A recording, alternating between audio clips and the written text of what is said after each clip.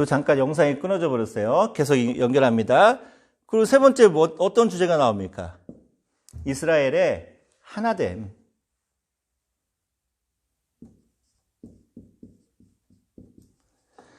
앞으로 거룩한 전쟁을 계속해서 진행하고 승리하기 위해서는 이스라엘 백성들이 믿음이 하나 되어야 된다라는 하나됨의 이제 주제가 나타나고 있습니다. 자, 그러고 나서 이제 2장, 3장, 이렇게 4장을 보면은 드디어 요단강을 건너는 사건이 나오죠. 요단강을 건너는 사건. 자, 그런데, 이스라엘 백성들이 강을 건너는 사건이, 강이 아니라 물을 건너는 사건이 크게 두 가지가 있습니다. 어떤 거였을까요? 40년 전에 홍해를 건너던 사건하고 우리 여호수아서 이제 40년 지난 후에 뭘 건너죠? 요단강을 건너는 사건이 나옵니다. 두 가지 사건이 공통점과 차이점이 있어요. 자, 어떤 공통점이 있나요? 먼저 공통점. 둘 다 200만이 넘는 많은 사람들이 건넜다는 거. 또 어떤 차이점인가요? 어떤 공통점인가요? 둘 다 물이 양쪽 벽으로 쌓였다는 것. 그리고 또 공통점이 뭐 있죠? 완전히 마른 땅으로 건넜다는 거. 그리고 또 공통점은 기적이라는 거. 하나님의 기적이 아니고는 도저히 설명할 수 없다는 공통점이 있습니다. 자, 근데 차이점도 있어요. 어떤 차이점이 있는가 하면은 홍해를 건널 때는 이스라엘 백성들이 어떻게 준비했어요? 급하게 떠나야 됐습니다. 유월절 어린 양 사건을 통해서 정말 급하게 떠나야 되는 그런 상황이었죠. 급행열차죠. 요단강을 건널 때는 3일 동안의 준비 기간이 있었습니다. 준비. 그리고 또 다른 차이점. 홍해를 건널 때는 쫓기는 자, 도망자 표현합니다. 도망자였죠. 요단강을 건널 때는 반대로 정복자의 모습으로. 그리고 또 다른 차이점 뭡니까? 이 제일 중요한 거예요. 홍해를 건널 때는 이스라엘 백성들이 아무것도 하지 않았어. 홍해 건널 때 그 상황을 한번 생각해 보세요. 하나님이 모세를 통해서 바다로 지팡이를 내밀라고 했죠. 그랬더니 어떻게 됩니까? 지팡이 내미니까 홍해가 막 갈라집니다. 그렇죠? 그리고 하나님께서 알아서 동풍으로 딱 갈라서 양쪽 벽을 세워서 높게 이제 물벽을 이루게 하고 완전히 마르게 한 다음에 그 다음에 이스라엘 백성들에게 지나가라 라고 하십니다. 이스라엘 백성들이 한 건 아무것도 없어요. 근데 요단강을 건널 때는 어떻게 합니까? 3일 동안 준비 기간도 있고 여러 가지 일을 했는데 제일 중요한 건 뭐냐면은 하나님은 아무것도 해놓지 않았어요. 요단강은 강물이 범람했습니다. 이 시기가 어떤 시기예요? 보리를 수확하는 시기. 이스라엘의 장마철입니다. 비가 가장 많이 오는. 그래서 요단강이 평소에는 폭이 30m 정도밖에 되지 않고 깊이는 어느 정도 깊이예요? 깊어봤자 한 1m에서 1.5m 정도밖에 되지 않는, 유속도 그냥 잔잔한 시냇물 정도. 근데 이 시기가 되면은 요단강의 상황이 완전히 달라집니다. 폭은 1.6km 정도로 굉장히 넓은 강이 되는 거예요. 수심도 평소에 3, 4배가 넘는 한 약 4, 5m 정도 되는 아주 깊은 강물이 됩니다. 그리고 유속도 굉장히 빨라요. 시속 16km가 되는 굉장히 빠른 유속이 됩니다. 그러니까 이 시기에 요단강을 건넌다는 것은 정말 불가능한 일임에도 불구하고 하나님은 아무것도 해놓지 않았어. 그저 강물은 계속해서 범람하고 계속 물살은 지나가는데 아무것도 하지 않고 하나님이 뭐라고 얘기하시냐면은 언약궤를 맨 제사장들에게 요단강에 뛰어들라고 명령하시는 거예요. 그래서 말씀해 보니까 언약궤를 맨 제사장들이 첫 발을 내디딥니다. 강이 갈라지지도 않은 상황에서.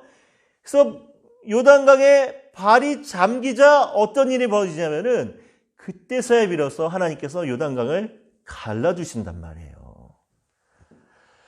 40년 전 홍해에서는 이스라엘 백성들은 아무것도 하지 않고 하나님이 다 갈라놓고 다 말리게 한 다음에 그러게 안전하게 건너게 하셨는데 40년이 지나고 나서 요단강을 건널 때는 하나님이 아무것도 하지 않고 야 뛰어들어 라고 이제 명령을 하십니다. 도대체 왜 그랬을까요?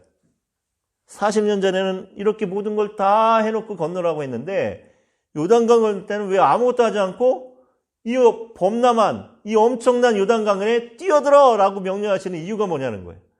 자, 그 이유가 뭐냐면요. 40년의 세월에서 힌트가 있습니다. 여러분 이스라엘 백성들이 40년 전에는 어떤 상태였어요?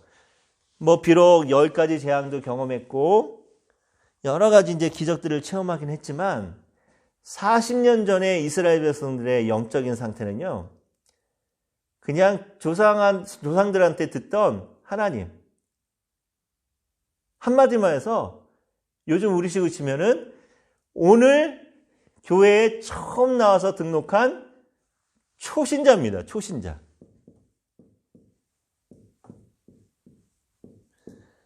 자, 여러분 생각해 보세요.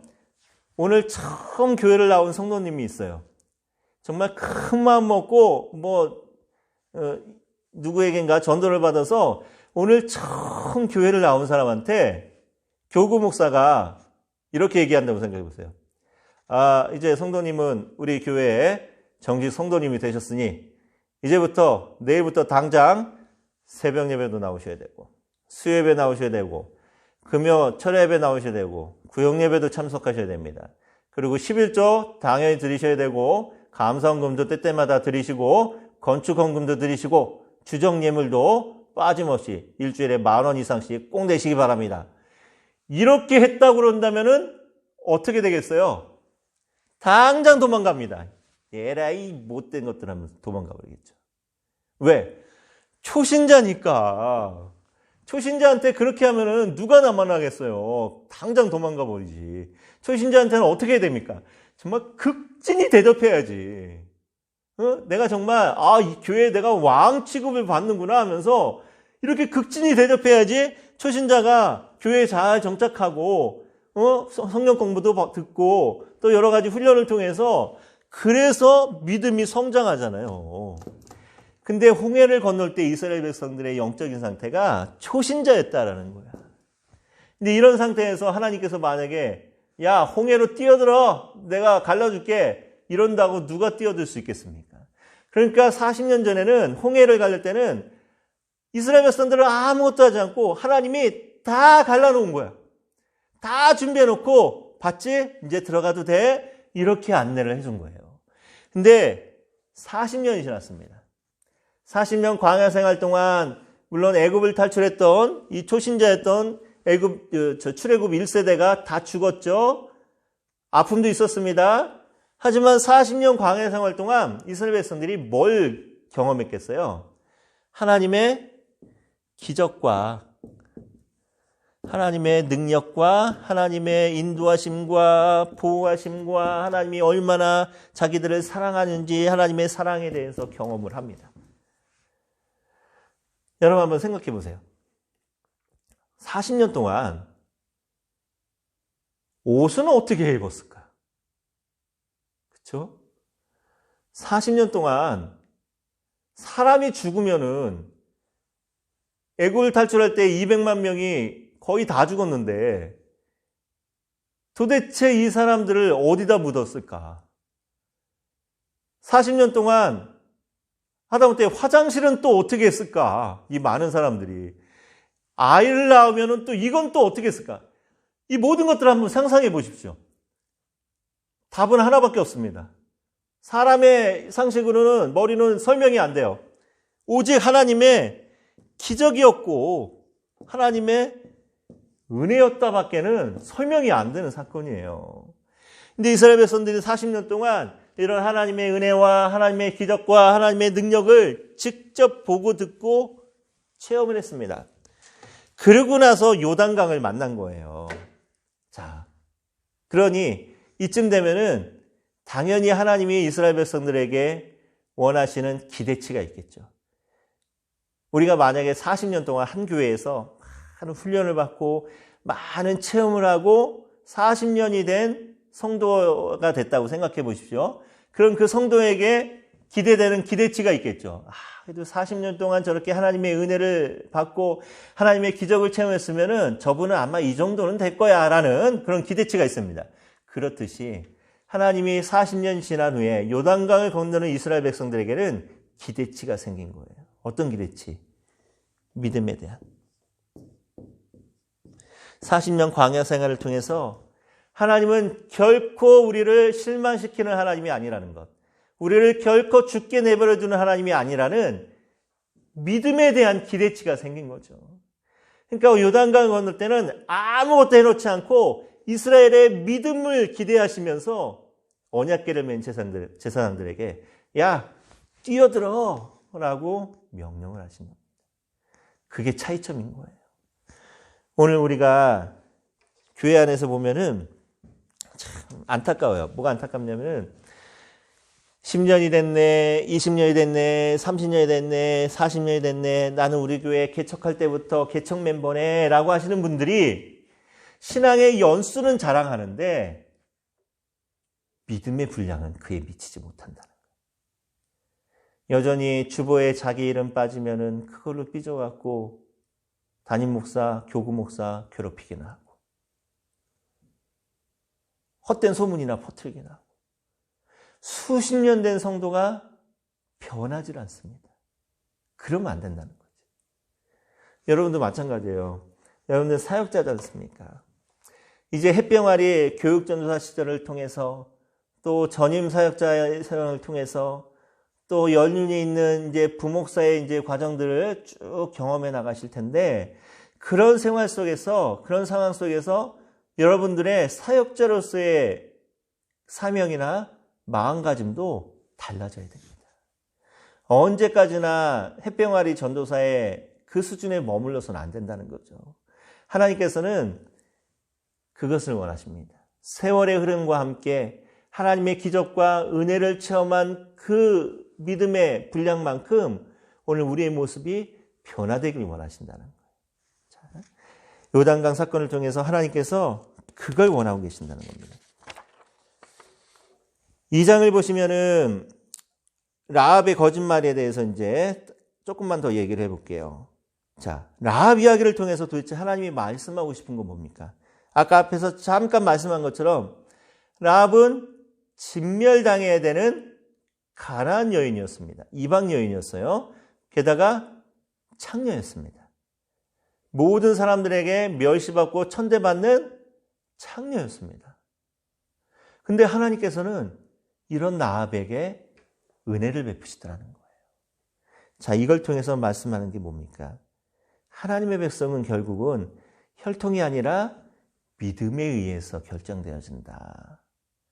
오늘 우리도 하나님의 진정한 귀한 사역자가 되기 위해서는 우리가 가진 능력이나 재능이나 뒷배경이 아닌 우리가 하나님을 얼마나 의지하고 하나님 앞에 얼마나 신실한 종으로 순종하며 살아가는 믿음의 종인가 아닌가가 우리를 결정한다라는 거예요.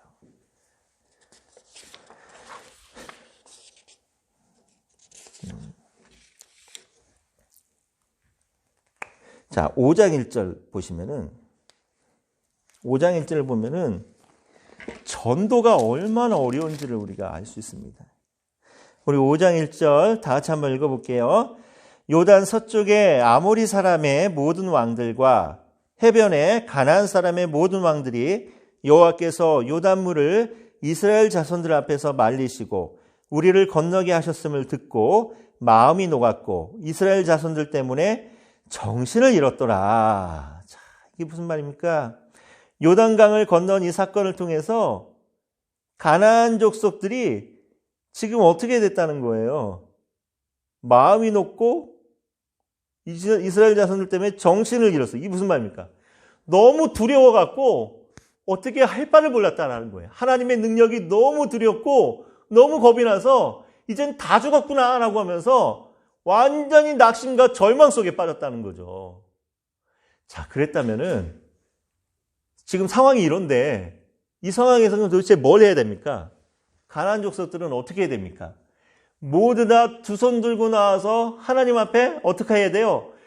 무릎 꿇고 빌어야지, 살려달라고. 그런데 가나안 족속들이 이렇게 정신이 혼미하고 이럴 정도로, 마음이 녹아내릴 정도로 두려움에 빠져 있으면서도 하나님이란 신이 얼마나 대단한 신인지를 알고 있으면서도 하나님 앞으로 나오지 않는다는 거예요. 그래서 전도가 어려운 거예요, 여러분. 영적인 세계가 그래서 참 힘들고 어렵습니다. 세상의 모든 사람들이 하나님을 두려워합니다. 신을 두려워하고 하나님을 두려워합니다. 못된 짓 하면 지옥 간다는 것도 아마 믿지 않는 사람들도 다 알고 있을 겁니다. 그럼에도 불구하고 하나님 앞으로 나오지 않는단 말이에요. 코로나가 발생했는데 엊그제 저는 어떻게 보면 이거 잘 됐다 싶어요. 뭐가 잘 됐다 싶으냐면은 오히려 클럽을 통해서 확진자가 확 생겨나고 있어요. 근데 교회는 그렇게 대형 교회들이 물론 그렇게 자기 고집 부리고 막 예배드리고 이건 옳지는 않았지만 그래도 교회가 대형 교회에 막 하루에 막 수백 명, 수천 명, 수만 명이 모인 예배 속에서 확진자가 안 나왔어요. 그러면 사람들이 어떻게 생각해야 됩니까? 아, 교회가 문제가 아니고 클럽이 문제야.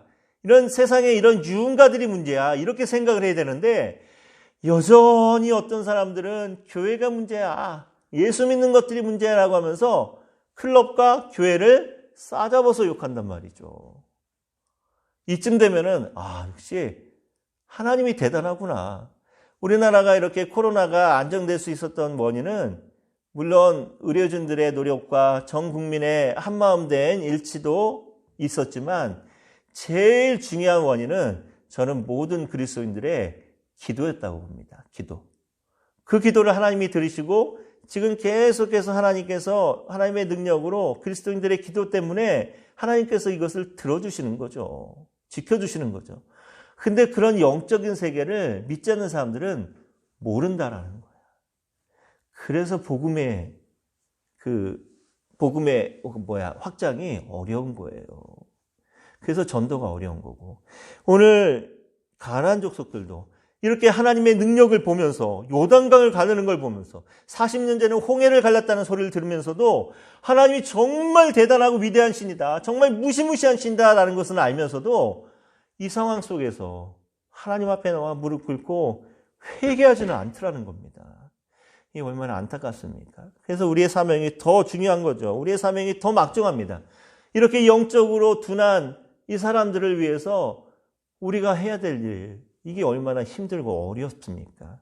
하지만 힘들고 어려운 일에 불구하고 가장 보람되고 귀한 일인 거죠.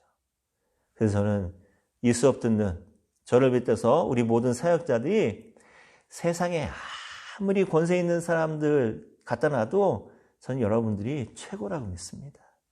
여러분들 담대함을 가지고 이런 영적인 자부심을 가지고 여러분들 사명 감당하시기 바라요.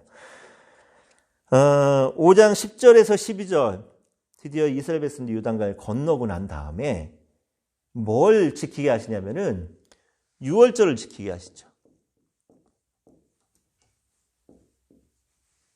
유월절을 지키게 합니다. 이스라엘 역사상 성경 곳곳에 하나님께서 특별히 유월절을 지키게 하거나 유월절을 지켰던 사건들을 한번 기억을 해볼게요. 첫 번째가 뭡니까? 애굽을 탈출할 때, 그렇죠? 출애굽기 12장인가요? 12장에 첫 번째 유월절 사건이 합니다. 출애굽기 12장에. 자, 요 의미는 뭡니까? 하나님이 이스라엘 백성들을 어떻게 했어요? 구원하셨다. 이제 노예 생활이 끝났다라는 그런 의미가 있는 유월절이었죠. 두 번째 유월절 뭡니까? 민수기 9장에 유월절을 지켜라 라고 명령하신 다음에 10장에 이스라엘 백성들이 광야를 향해 나가죠. 드디어 이제 모든 방황을 끝내고 광야 행진을 위한 희망찬 미래를 위한 유월절을 지키게 합니다. 두 번째. 세 번째가 바로 오늘 본문의 여호수아 5장의 유월절 사건이고, 네 번째가 어떤 겁니까? 네 번째 역대하 30장에 히스기야 왕이 유월절을 지키게 하죠. 다섯 번째는 열왕기하 열왕기하 23장에 누가? 요아스가 두 왕이 유월절을 지키게 하는데 목적은 뭡니까? 종교개혁을 목적으로 유월절을 지키게 합니다. 여섯 번째는 언제 나오나요? 에스라 몇 장? 6장에 성전쟁을 통해서 하나님의 임재하심과 이스라엘의 회복을 의미하는 것으로 유월절을 지킵니다. 자, 오늘 본문에서 나오는 유월절은 요 3번이죠. 세 번째 유월절. 이 유월절의 특징이 뭡니까? 하나님이 이 유월절을 계기로, 이 사건을 계기로 만나를 주지 않고 이제는 뭘 준다는 거예요? 가나안 땅에 소산물을 먹게 하셨다는 겁니다. 음식이 달라졌다는 거죠. 이제 더 이상은 만나를 주지 않고 가나안 땅에서 나오는 농작물을 먹게 하셨다는 의미가 뭡니까? 드디어 이제 광야 생활이 끝났다. 이제 하나님께서 이 약속의 땅을 선물로 주셨다라는 것을 의미하는 것이 바로 오늘 여호수아 5장에 나오는 유월절 사건입니다. 자, 그렇다면은 만나를 더 이상 주시지 않았다라는 것은, 그러면은 만나는 하나님이 이스라엘 백성들을 항상 지키시고 사랑하시는 은혜를 주시는 표현이었는데, 만나를 주지 않았다면은 그러면 하나님의 은혜가 끝났나요? 그렇지 않죠. 어떻게 이해하면 됩니까? 하나님의 은혜가 끝난 것이 아니라 하나님의 은혜는 계속되는데 하나님의 은혜가 다른 방법으로 이제 주어지는 거죠. 광야에서는 농사를 지을 수 없으니까 하나님께서 일방적으로 내려주시는 만나를 먹어야 되는 것이 은혜였다면은, 이제 가나안 땅에 정착해서는 더 이상 하나님께서 내려주는 만나가 필요 없고 이스라엘 백성들이 땀 흘려 농사지어서 수확한 맛 좋은 농산물을 먹게 하시는 것이 하나님의 은혜라는 거예요. 그러니까 하나님의 은혜는 때에 따라서 은혜의 은혜를, 우리의 필요를 채워주고 은혜를 베풀어 주시는 방법이 다를 뿐이지, 하나님의 은혜는 계속해서 오늘 우리에게도 부어지고 있는 거죠. 제가 전에 한번 학부 때 차비가 없어갖고 하나님께 기도했다고 그랬잖아요.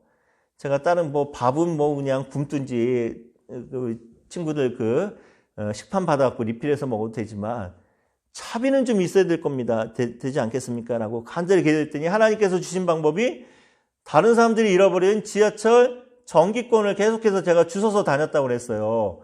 근데 이 정기권을 언제까지 주웠냐면은 정말 신기하게도 그 다음 해에 제가 이제 더 이상은 이건 이래서는 안 되겠다 싶어갖고 우연히 기회가 되어서 다른 어느 교회에 성가대 지휘자로 가게 됐습니다. 먼저.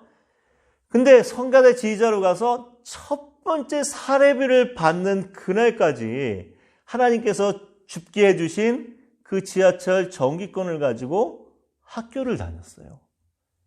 대단하지 않습니까? 이 타이밍이. 하나님의 계획하심은 한치의 오차도 없다라는 거예요. 그 당시에는 제가 1학년 때는 내가 그래도 내가 있는 이 교회에 내가 마지막 끝까지 내 교사의 사명, 또 여러 가지 사명, 성가대의 사명, 이 모든 사명을 잘 감당해야지라는 이 마음으로 그냥 성가대 지휘자로 나갈 수 있는 상황이 있었는데도 가지 않았습니다. 그랬더니 하나님께서 지하철 정액권을 주어서 다닐 수 있게 하는 은혜를 베푸신 거예요. 근데 그 다음에 이제는 이런 삶보다는 좀 이렇게 내가 좀 떳떳하게 학교를 좀 다녀야겠다는 생각에 성가대 모든 이제 사역을 다 정리하고 봉사하던 거 다 정리하고 다른 교회로 성가대 지휘자로 나가야 되니까 첫 번째 사례비를 받고 난 다음부터는 한 번도 주워 본 적이 없습니다. 그 다음부터는. 뭐 물론 몇 년 뒤에 지하철 정액권이 없어지긴 했지만 한 번도 주워 본 적이 없는 거예요. 하나님의 은혜의 방법이 그렇게 때에 따라서 다르다는 겁니다. 여러분 오늘 우리 여러분들에게도 하나님의 은혜가 지금 계속해서 부어지고 있어요. 예전에는 이런 방법이었다면 지금은 이런 방법으로 우리에게 은혜를 주십니다. 그 은혜를 항상 느끼시면서 경험하시면서 하나님의 은혜를 여러분들도 전하고 나누며 사는 게 그게 우리의 이제 사명인 거예요.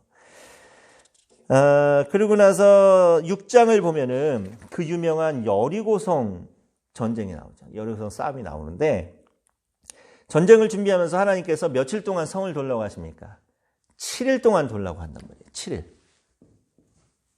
7일 동안 성을 돌아라.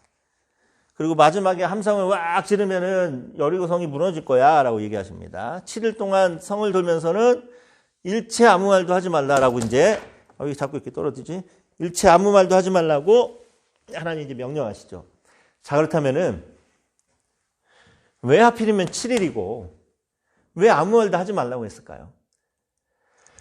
많은 목사님들이 7일은 완전수이니까 하나님이 뭐 완전한 승리를 거두게 하기 위해서 또 말을 하지 말라고 그런 거는 7일 동안 성만 이렇게 한 바퀴 돌면은 불평이 나올 수 있으니까 불평하지 말라. 하나님은 불평하고 원망하는 거 제일 싫어하니까 불평하지 말라라는 의미에서 말하지 말라. 이렇게 이제 해석하고 막 설교하시는 목사님들이 많이 있습니다. 뭐 물론 그냥 억지로 그냥 그렇게 생각할 수도 있죠. 자, 그런데 오늘 우리 수업이 은혜도 많아야 되지만 신학적으로도 부족함은 없어야 되죠. 저도 똑같이 이거요 완전수이기 때문에 완전한 승리와 불평하지 말라고 그랬던 거예요. 이렇게 얘기해버리면 이게 얼마나 무책임합니까? 그렇지 않아요. 자, 왜 7일이며 왜 말하지 말라고 했는지 그 의미를 한번 살펴볼게요. 이스라엘 백성들이 40년 전에 애굽을 탈출할 때 아까 첫 번째 유월절을 지켰다고 했죠. 그렇죠? 유월절 다음 날부터 7일 동안 어떤 절기입니까? 무교절. 그렇죠? 누룩넉지 않은 빵을 먹고 사는 무교절. 무교절인데 이 7일 동안의 무교절 기간 동안 40년 전에 어떤 일이 있었어요? 애굽의 모든 군대가 홍해에 빠져 죽었습니다. 이스라엘이 완전한 구원과 함께 엄청난 승리를 경험하게 하신 거예요. 이 기간 동안. 근데 지금이 언제입니까? 5장에서 유월절을 지키고 곧바로 여리고성 싸움이 요 7일 무교절에 해당되는 거예요. 그러면서 이 7일 동안 성을 돌라라는 의미가 뭡니까? 40년 전에 애굽에서 이스라엘 백성들을 구원하시고 요 무교절 기간 동안 애굽의 병거부대, 최고 정예부대를 다 홍해에 빠져 죽게 하면서 엄청난 승리를 통해서 이스라엘을 구원했던 이 하나님이 40년이 지난 후에도 변함없이 어떻게 한다는 거예요? 이스라엘과 함께하면서 이제 유월절을 지키고 그 다음 시작되는 이 절기 동안 여리고성 첫 번째 싸움에서 홍해에서 애국 군대를 수장시킨 것처럼 이제는 이 7일의 기간 동안 이스라엘이 여리고성을 점령하면서 이 가나안 땅에 대한 정복과 모든 확신을 심어주기 위해서 유월절을 지내고 난 다음에 7일 동안 성을 돌게 하시는 거예요. 침묵은 왜 침묵하라고 했을까요? 이걸 생각하라고. 과거에 하나님께서 너희들에게 베풀어 주신 이 은혜와 이 기적과 이 승리를 묵상하면서 하나님께서 반드시 이기게 해주실 것이라는 것을 믿음으로 나아가라는 거죠. 그래서 7일 동안 아무 말도 하지 말고 한 바퀴씩 성을 돌게 합니다. 제가 전에 6월절 얘기하면서 그 얘기했잖아요. 이스라엘 백성들이 때때마다 민족적인 개인적인 어려움이 닥칠 때마다 항상 어떤 신앙으로 돌아가라? 6월절의 신앙으로 돌아가라. 출애굽의 신앙으로 돌아가라. 왜? 과거에 홍해를 가르시고 이집트의 군대를 멸망시키시고 이스라엘을 구원하신 하나님께서 지금의 어려움 속에서도 너희들을 구원하지 않겠느냐라는 의미에서 6월절 출애굽의 신앙으로 돌아가려고 했습니다. 오늘 우리의 삶도 그렇죠. 우리가 어떤 어려움을 만나든지 이 6월절에 대한 우리 인생의 6월절에 대한 묵상과 우리 인생의 6월절에 대한 확신을 가지고 살아간다면은 아무리 큰 어려움을 만나도 불가능한 일을 만나도 하나님께서 다 해주시는 거예요. 그래서 우리에게 필요한 게 뭡니까? 하나님이 반드시 우리를 지켜주신다라는 믿음이 필요한 거죠. 그리고 그 믿음 가지고 나아가는 순종이 필요한 거예요. 여호수아서에서 계속 말하고 싶은 게 바로 그겁니다.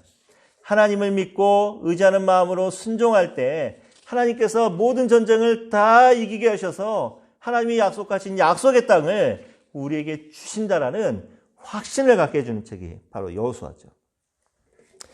자, 그런데 여리고성을 점령했습니다. 정말 엄청난 기적이죠.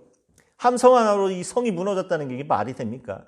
근데 하나님의 기적은 그렇단 말이에요. 함성 아니라 하고 콧방금 한 번 껴도 성은 무너졌을 겁니다. 자, 그런데 7장 1절에 보면은 아간이 죄를 져요. 7장은 어떤 일이 벌어집니까? 아이성 싸움에서 이스라엘 백성들이 크게 패하죠. 이유는 뭐 때문에? 7장 1절을 한번 우리 다 같이 읽어볼게요.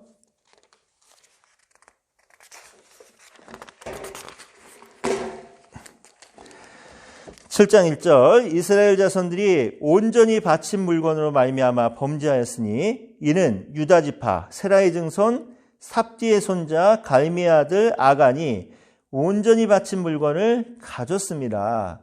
여호와께서 이스라엘 자손들에게 진노하시니라 라고 얘기합니다. 자, 7장 1절에서 아간이 지은 죄에 대해서 뭐라고 얘기하냐면은 이스라엘 자손이 범죄했다라고 얘기합니다.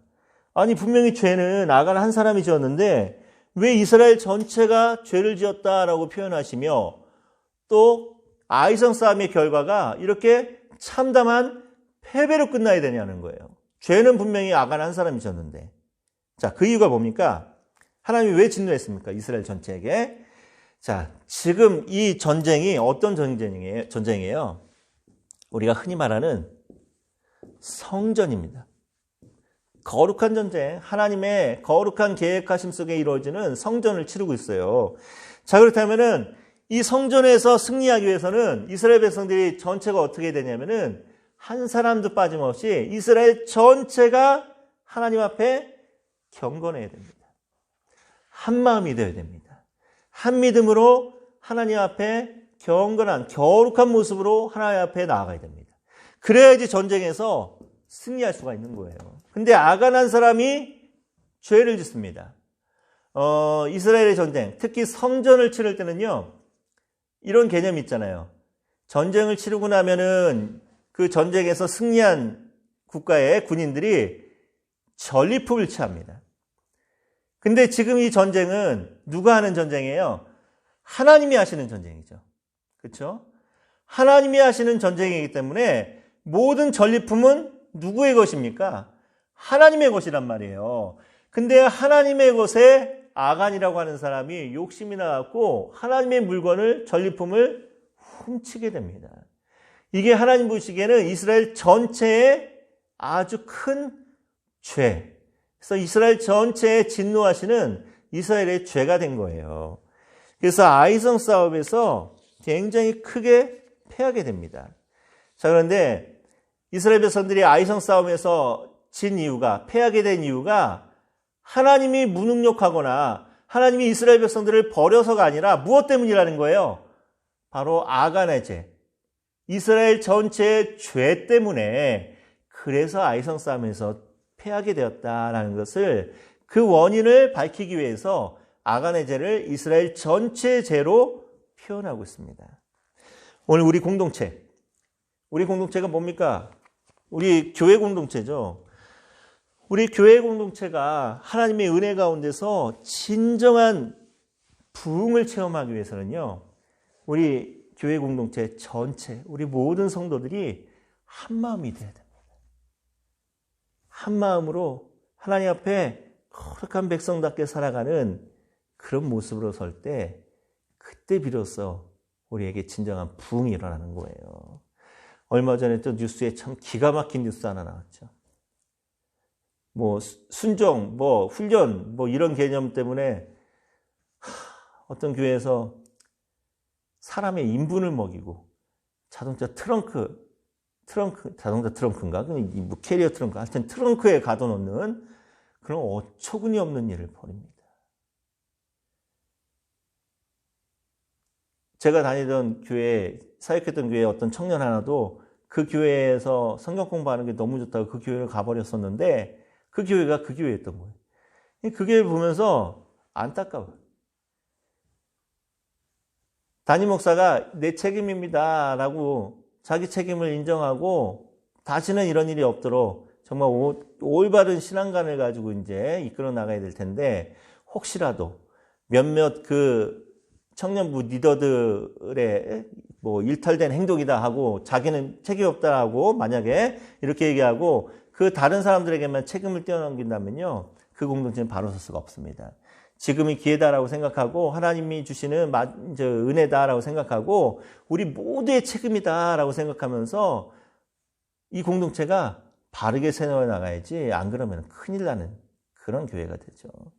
오늘 우리가 섬기는 모든 교회 안에 위로부터 모든 담임 목사님부터 저 주일학교 꼬맹이까지 한 마음으로 정말 하나님 앞에 거룩한 마음으로 하나의 공동체가 되어서 나갈 때 그때 비로소 진정한 부흥이 이 말이라 믿습니다.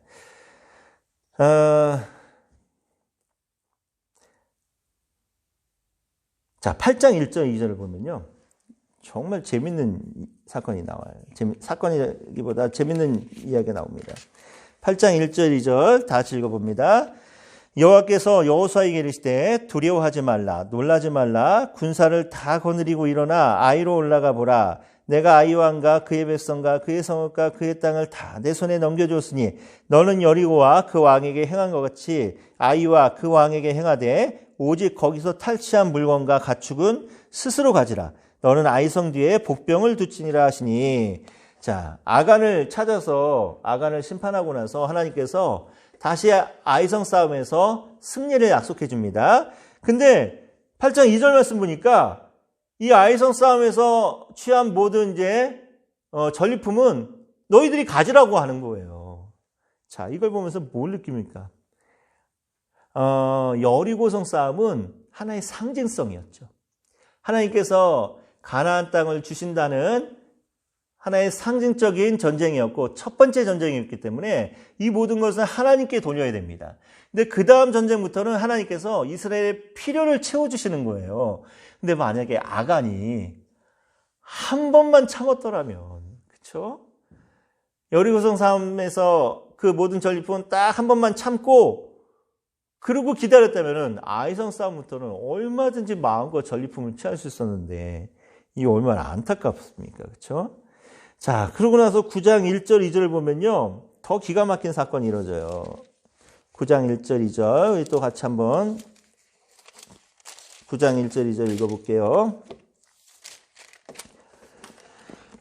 이 일 후에 요단 서쪽 산지와 평지와 레바논 앞 대연안에 있는 헷사람과 아모리 사람과 가나안 사람과 브리스 사람과 히윗 사람과 여부스 사람의 모든 왕들이 이 일을 듣고 모여서 일심으로 여호수아와 이스라엘에 맞서서 싸우려 하더라.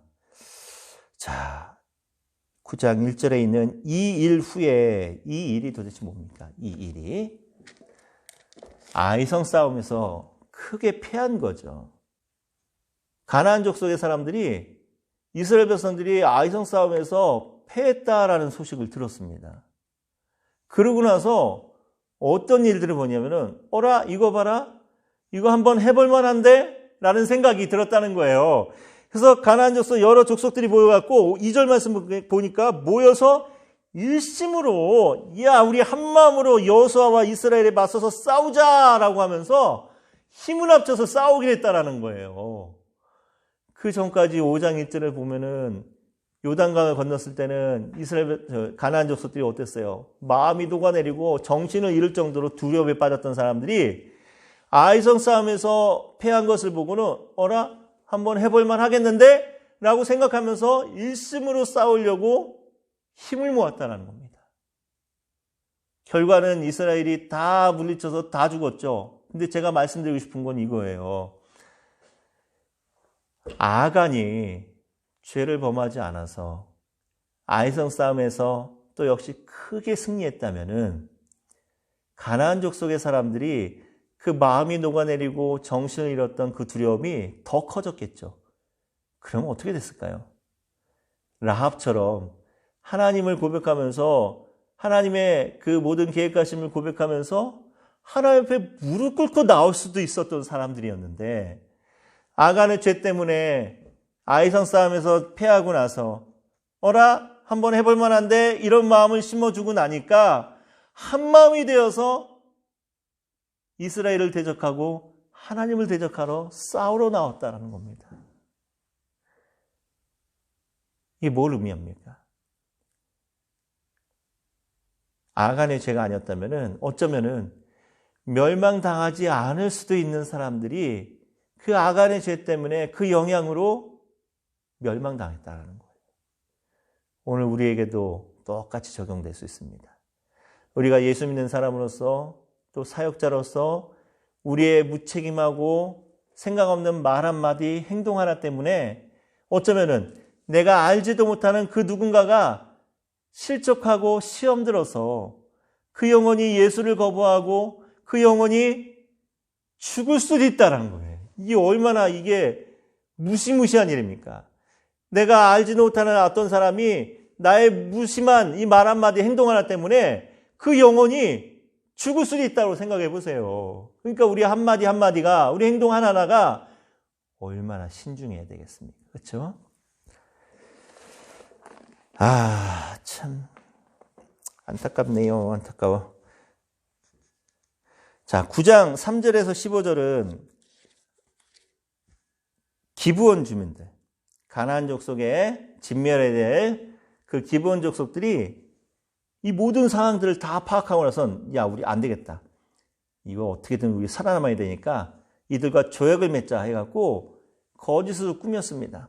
옷도 허름한 옷, 아주 멀리서 여행 온 것처럼 그렇게 이제 멀리서 온 것처럼 해갖고 변장을 해갖고 여호수아와 이스라엘 장로들을 찾아와갖고 우리가 멀리서 소문 듣고 왔는데 당신과 당신 내에 하나님이 굉장히 대단하다라는 소식을 듣고 왔으니 우리 좀 화평하게 지내자, 친하게 지내자, 우리가 정말 주인으로 잘 섬기겠다라고 하면서 거짓 조약을 맺게 됩니다. 자, 그런데 여호수아와 이스라엘의 실수가 있어요. 어떤 실수가 있냐면은 9장 14절을 보니까 무리가 그들의 양식을 취하고는 어떻게 할지를 여호와께 묻지 아니하고 하나님께 묻지 않았다는 겁니다. 그냥 그들의 모습만 보고 승리감에 도취되어서 정말 우리가 대단한가 본데 소문이 거기까지 난 거야? 라고 생각하면서 하나님께 묻지 않고 그냥 죄악을 맺었다라는 거예요. 하나님께 물었다면 어떻게 됐을까요? 하나님께 물어봤다면 하나님이 알려주셨겠죠. 그리고 어쩌면은 이렇게 나오는 사람들에게 아마도 하나님께서 이들이 살 수 있는 방법을 제시해 주지 않았을까요? 그런데 문제는 하나님께 묻지 않고 조약을 맺었다는 겁니다. 고대 근정의 조약에 있어서는 이렇게 조약을 맺고 나면 비록 속아서 맺었다 할지라도 조약을 맺고 나서는 그 조약을 절대로 깨서는 안 됩니다. 그게 이 당시 법이었어요. 그래서 이스라엘이 속아서 맺은 조약이었지만 이 조약, 이 언약대로, 약속대로 철저하게 이행해야 되는 의무가 생긴 거예요. 그리고 또 기본 족속도 자신들의 말대로 훗날 이제 이스라엘이 바빌론에 멸망당하고 포로로 끌려갈 때 함께 끌려가서 모진 고통들을 함께 이 고통을 감당하게 됩니다. 약속을 지킨 거죠. 자, 어쨌든 이스라엘 백성들도 속아서 맺은 조약이지만 이 조약에 충실해야 될 그런 의무가 생긴 겁니다. 그래서 10장을 보시면은 이 기본 족속이 이렇게 한마디로 해서 배신을 때린 거잖아요. 배신하고 이스라엘 백성들과 조약을 맺었다라는 소식을 듣고, 자, 10장을 보면은 여러 족속들이 기브온을 공격하러 옵니다. 연합군을 형성해서. 이스라엘은 어떻게 될까요? 속아서 맺은 조약이긴 하지만 그래도 기브온 족속을 도와줘야 됩니다. 그래서 이스라엘 백성들이 그 가나안 여러 족속들과 함께 전쟁을 하게 되는데 여기서 그 유명한 해와 달이 멈추는 사건이 벌어지는 거예요. 아까 해와 달이 멈춘 거에 대해서 여러 가지 이제 주장이 있었다, 의견이 있었다, 이거 이제 나눴고, 10장 몇 절부터인가요? 10장 12절부터 보면은, 12절, 13절, 14절 보면은, 태양이 또 달이 머무르는 그런 사건이 벌어집니다. 자, 그런데, 이 사건에서 중요한 거는, 어떤 기적이 일어났냐가 중요한 게 아니라, 어떻게 해서 기적이 일어났냐는 거예요. 어떻게 해서 기적이 일어나나요? 여호수아가 하나님 앞에 간절히 기도하죠. 하나님이 여호수아의 기도를 들어주십니다. 이스라엘의 지도자로서의 기도를 하나님께서 들어주시는 거고, 어떻게 보면은 이스라엘이 실수한 거잖아요. 기브온 족속과 속아서 조약을 맺은 것 때문에 전쟁이 이루어진 건데, 실수는 이스라엘 백성들이 했지만 전쟁은 누가 열심히 해주시는 거예요? 하나님이 열심히 전쟁해 주시면서 열일하시는 거지. 그러니까 하나님은 자기 백성의 실수에도 불구하고 하나님께서 자기 백성들을 지키시고 보호하시는 그 마음은 절대로 변하지 않는다는 겁니다. 그런데 여기서 한 가지 제가 이제 말하고 싶은 게 있어요. 어떤 목사님들이 이 본문을 보면서 여호수아 10장에서 해와 달이 머무른 이 사건을 보면서 뭐하고 연결시키는가 하면은 그 열왕기하 20장을 보면은 히스기야가 병들어 죽게 되었을 때 기도하고 울면서 기도하면서 하나님의 은혜를 받고 그 생명도 연장이 받으면서 하나님께서 징표를 주시잖아요. 뭐 어떤 징표를 주시냐면은 해시계가 뒤로 10도 물러나는. 왜냐하면 시계가 앞으로 가는 건 이건 당연한 거니까 히스기야가 뭘 구하냐면은 해시계가 뒤로 10도 물러나는 징표를 구합니다. 하나님이 지켜주신다는 징표를 저에게 주세요라고 하면서 해시계가 뒤로 10도 물러나는. 그래서 어떤 목사님들이 또 뭐라고 얘기를 하냐면은 참 상상력도 좋아. 여호수아 10장에서 해와 달이 멈춘 이 사건, 이 시간과 열왕기하 20장에서 해시계가 뒤로 물러난 10도 물러난 이 시간이 딱 맞아서 정확하게 24시간이 되었다라고 하는 허무맹랑한 소리를 한단 말이에요. 허무맹랑한 소리를. 저는 그 소리를 하고 설교에 그렇게 설교하시는 분들을 보면요. 어떤 마음이 드냐면은 목을 졸라버리고 싶어요. 죽지 않을 만큼만. 막 목 졸르다가 죽기 전에 딱 이렇게 놔주고 싶은 생각이 듭니다. 자, 왜 그러냐면은 전혀 근거 없는 소리예요. 여호수아 10장의 해와 달이 멈춘 사건과 열왕기하 20장의 해시계가 뒤로 10도 물러간 것은요, 전혀 별개의 문제예요. 전부 다 따로따로 하나님의 기적입니다. 하나님의 능력을 보여주는 거예요. 자, 그런데 뭘 보고 알 수 있냐면은 열왕기하 20장을 보면은 그 해시계가 누구의 해시계라고 했냐면은 아하스의 해시계라고 합니다. 아하스의 해시계가 뒤로 10도 물러나게 되었다라고 이야기합니다. 왜 하필이면 아하스의 해시계라고 했을까요? 지난 시간인가 아하스에 대해서 잠깐 얘기했던 적이 있는데 아하스가 그 아람과 북이스라엘의 연합군을 아수르 왕의 도움을 통해서 물리칩니다. 그래서 아람도 멸망하고 북이스라엘도 멸망해야 되죠. 아하스가 아수르 왕에게 감사하다고 인사하러 가서 뭘 보고 왔다고 그랬어요? 이방신의 그 제단을 보고 와서 그대로 그려갖고 와서 하나님의 성전에다 제단을 딱 만들었다고 그랬죠. 이 사건 때문에 하나님께서 결심합니다. 어떤 결심? 유다를 멸망시켜버릴 거야 라고 결심합니다. 그때부터 뭐가 진행되어지는 거예요? 아하스 때문에 생겨난 멸망의 원인, 아하스의 멸망의 해시계가 그때부터는 째깍째깍 계속 돌아가기 시작합니다. 그런데 이렇게 계속해서 멸망을 향해서 돌아가던 아하스의 해시계가 히스기야라고 하는 왕의 믿음과 기도를 통해서 은혜를 받는 거예요. 어떤 은혜? 계속해서 돌아가고 있는 아하스의 멸망의 해시계가 히스기야 믿음 때문에 잠깐 뒤로 10도 물러났다는 거예요. 이 의미는 뭡니까? 유다의 멸망은 계속해서 진행되어 가지만 히스기야의 믿음을 봐서 잠시 이스라엘의 멸망을, 유다의 멸망을 뒤로 유보시켜 주었다는 거죠. 하지만 이 아하스의 시기가 10도 물러가고 난 다음부터 다시 계속해서 멸망의 시간은 가는 겁니다. 그 시간을 이야기하는 거예요. 그 해시계를 이야기하는 건데, 제가 어떤 목사님들이 자꾸 이런 엉뚱한 소리를 해야 되냐, 이거 진짜 답답해 미치고 답답해. 그러니까 누군가 또 이렇게, 만약에 여러분 교회 담임 목사님들이 이렇게 설교를 하면요, 저처럼 목을 졸르면 절대 안 됩니다. 그럼 잘려요. 그러니까 속으로는 그냥 막 분통이 쳐져도 그냥 모른 척하고 그냥 듣고 있다가 나중에 여러분들이나 그렇게 설교 안 하시면 되는 거예요. 그렇죠? 아, 이런 처세술을 알려주다니 참 안타깝습니다. 자, 그러고 나서 12장 이제 정복한 왕들과 이제 지역의 목록들을 이제 쭉 나열하고 있죠. 그러면서 이제 1장부터 12장 이 전반부의 주제가 뭔가요? 뭡니까?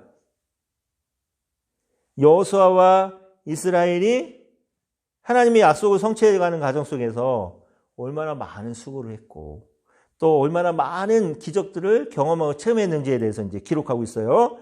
그리고 하나님의 은혜로 땅을 선물 받았다라는 것을 이제 1장부터 12장의 내용을 통해서 이제 회고를 하고 있습니다. 자, 하지만 이제 여호수아와 이스라엘도 정말 열심으로 전쟁에 임하면서 최선을 다했죠. 그렇죠?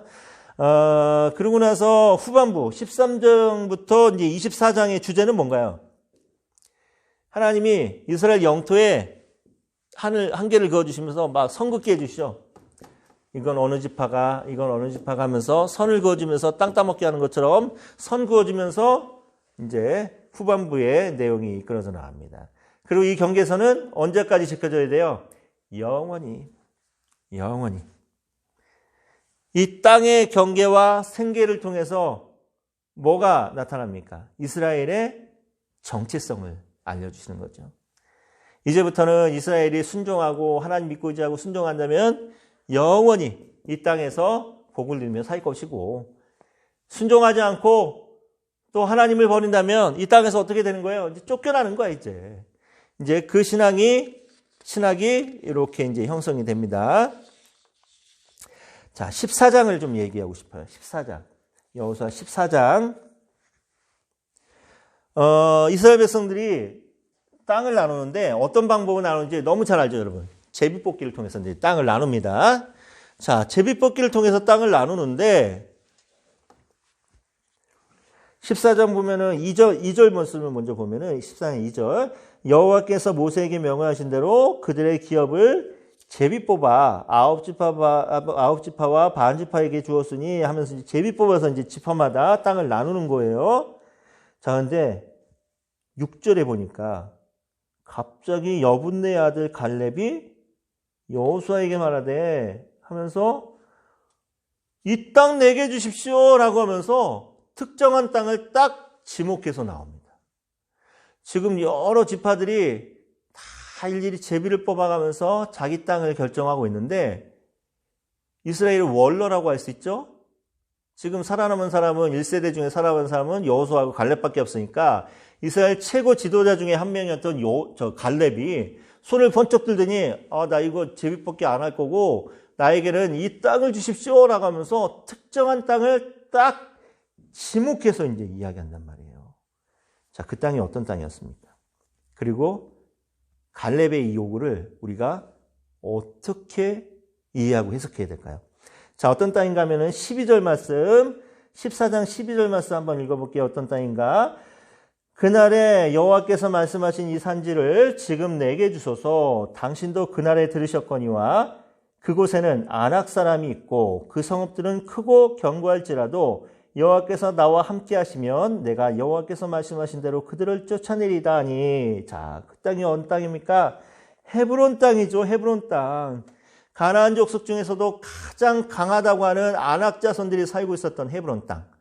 그리고 해발 고도가 가장 높았던 그렇게 썩 좋지도 않은 땅이었음에도 불구하고 갈렙이 지금 모두가 제비를 뽑고 있는 상황 속에서 손을 번쩍 들면서 이거 40년 전에 하나님이 나에게 주시겠다고 약속하신 약속의 땅이니까 이 땅을 내게 주소서라고 하면서 얘기합니다. 그러면서 이 말씀의 배경이 된 찬양 있잖아요.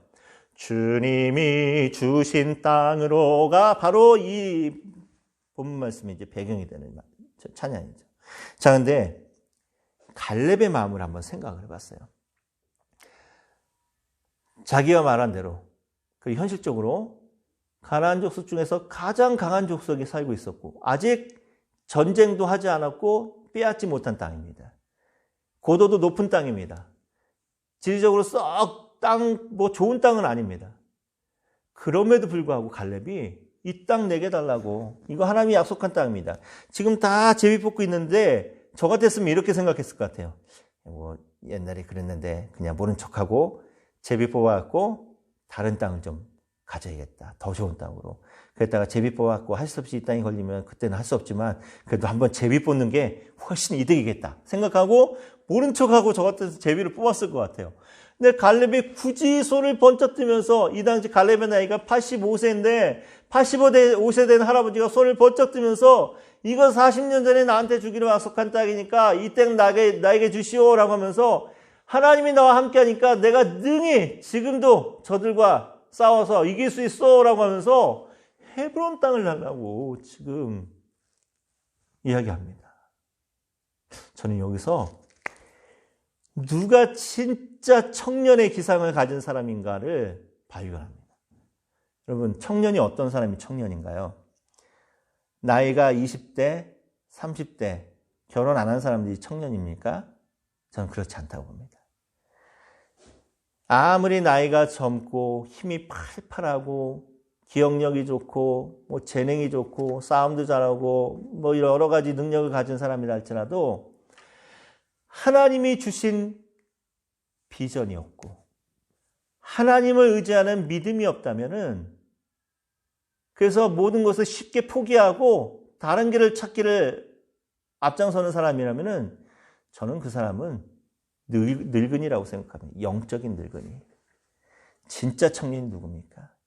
비록 몸은 늙고 병들고 나이도 많아서 힘이 빠졌지만 그럼에도 불구하고 하나님이 주신 비전을 가슴에 품고 이 하나님의 약속이 반드시 이루어질 것이라는 확신 가지고 하나님을 의지하면서 나아가는 사람, 이 사람이 바로 진짜 청년인 거예요. 아마 제 수업을 듣는 대부분의 우리 학생들이 20대 중후반, 30대 초반에 아마 청년 사역자들일 거라고 저는 믿습니다. 여러분들이 진짜 청년의 기상을 갖기 위해서는요, 여러분들이 가슴 속에 정말 불타는 하나님의 비전이 있어야 될 줄 믿습니다. 하나님이 함께 하시면은 내가 어떤 어려움도 능히 이겨낼 수 있다는, 40년 전이나 지금이나 저놈들 하나님이 함께 하시면 내 밥입니다 라고 했던 갈렙처럼 여러분들 가슴에 정말 불타오르는 그런 비전을 품고 살 때, 그때 여러분들이 진짜 청년인 거예요. 여러분들 이 청년의 기상을 잃지 마시고 잊지도 마시고 이 청년의 기상으로 정말 승리하고 정말 많은 그런 성령의 열매를 맺고 사는 여러분들이 되길 저는 간절히 기도하겠습니다. 시간은 이제 계속 가고 있고 너무 늦게 끝나면 또 힘드니까 마지막 한 가지만 한번 생각해 볼게요. 자, 가나안 정복 전쟁이 이게 단기간에 끝난 전쟁이 아닙니다. 뭐 1, 2년 안에 끝난 게 아니라 최소한 30년에서 40년의 세월이 걸린 엄청 긴 전쟁이었어요. 이것을 보면서 우리는 뭘 느낄 수 있을까요? 하나님이 함께 하시고 하나님이 주신 비전이고 하나님의 능력으로 하는 일이라 할지라도 이것이 오래 걸릴 수도 있다는 겁니다. 자, 단기간에 이루어진다라고 생각하지 마시기 바래요. 이런 목회가 그런 거예요. 저는 이 수업 구약청년 처음 시작할 때 여러분들에게 말씀드린 것처럼 여러분들이 신학적인 것도 많이 배우기 원하고 또 여러 가지 많은 지식도 얻기 원하지만 저는 무엇보다도 여러분들이 삶의 현장에서 또 사역의 현장에서 이 말씀들이 적용되어지고 이 말씀들이 성도들에게 도전이 되고 힘이 되어주고 또 여러분들에게도 이 말씀이 도전이 되어야 된다고 믿습니다. 여러분들 앞으로 여러분들의 나이를 봤을 때 저는 한 40년, 50년 가까이 정말 열심히 사역할 수 있는 그런 나이라고 생각합니다. 근데 단기간에 이루어지는 게 목회가 아니라 정말 목회는 오랜 세월을 두고 하루하루 한 해 한 해 그 연수가 쌓이면서 여러분들의 목회가 완성이 되어지리라 믿습니다. 그 가운데는 어려운 일도 많을 거고 또 힘든 일도 많을 거고 포기하고 싶을 때도 많이 있겠지만 이 정복전쟁이 하나님이 약속하셨고 하나님이 하시고 하나님이 함께 하시는 전쟁임에도 불구하고 이게 오랜 세월이 걸렸다는 것은 오늘 우리의 사역도 하나님이 함께 하시는 거 확실하고 하나님의 능력으로 함께 하는 건 확실하지만 무엇보다 오랜 세월이 걸리면서 완성되어져야 간다는 거. 우리가 이것을 마음에 새기면서요. 여러분 절대 조급해하지 마시고 또 낙심도 하지 마시고 오늘에 충성하시고 우리 하나님을 향한 믿음 가지고 순종하며 나갈 때 그때 하나님께서 반드시 여러분에게 귀한 열매를 맺게 해주시리라 믿습니다. 오늘 여호수아 여기까지 이렇게 마치고 우리 일단은 제가 중간고사 문제 내드릴 거고 제가 처음에 말씀드린 것처럼 지금 요 사태를 조금 지켜본 다음에 이거 안 되겠다 싶으면은 다음 주 뭐 중간고사 없애고 그냥 곧바로 온라인으로 할 수 있고 요게 그냥 일시적인 거고 곧바로 이제 이 어려움이 이제 잘 잡히고 이제 안정이 되면은 계획대로 다음 주에 중간고사 보고 그 다음 주부터는 정상적으로 대면 수업을 하도록 하겠습니다. 그러니까 여러분들 함께 기도하면서 이 어려움이 잘 해결될 수 있도록 우리 한 마음을 하나로 이제 모으는 게 중요할 것 같아요. 자, 기도하고 마치겠습니다. 하나님 감사드립니다. 오늘 또 귀한 말씀 통해서 또 우리가 도전받고 또 여호수아를 통해서 또 하나하나 알아가게 하시니 참으로 감사드립니다. 우리 하나님 함께 하셔서 우리가 다른 것 필요한 것이 아니라 우리 하나님을 의지하는 그 믿음과 또 하나님의 말씀에 순종하는 순종이 필요한 줄 믿습니다. 하나님께서 다 해주실 것을 믿사오니 지금의 이 어려움도 넉넉하게 이겨낼 수 있게 도와주시고 또 무엇보다 우리의 모든 사역들 가운데 하나님의 능력으로 다 감당하며 나갈 수 있도록 축복하여 주시옵소서. 건강과 또 모든 기도의 제목을 항상 함께 해주실 것을 믿사옵고 예수님의 이름으로 기도드렸습니다. 아멘. 감사합니다. 오늘도 수고하셨습니다.